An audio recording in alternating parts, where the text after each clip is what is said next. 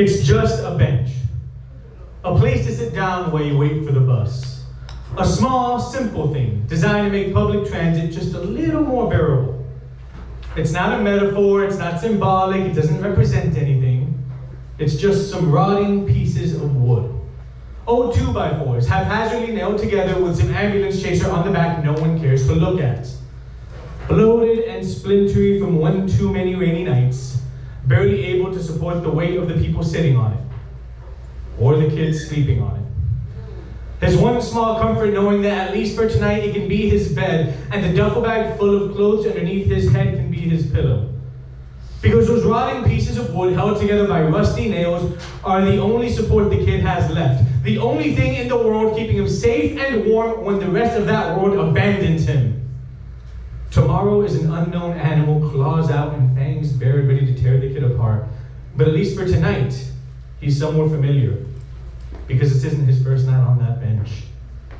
At this point, it's almost an old friend, always there for him when no one else is, and that stupid, smiling ambulance chaser is a kind reminder that somewhere out there, there's still some normalcy left in the world.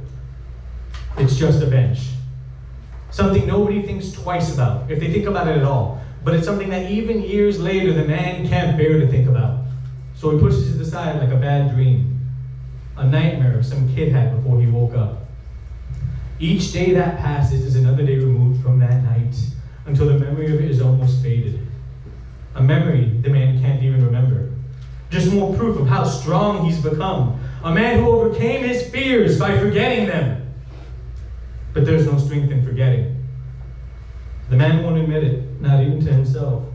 How his desire to succeed is rooted in fear, that he spends his life running from failure because he's one bad mistake, one bad day away from being back on that bus bench, cold, scared, and alone. Always alone.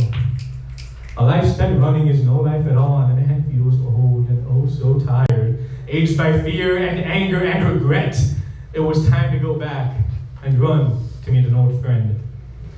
Because it's not just a bench. It's a portal back to those dark days of abuse and abandonment, and the fantasy of how easy it would be to end his pain, of the will to keep going because he will not be defined by those rotting pieces of wood, of trying so hard not to let them define him, that he allowed them to control him anyway.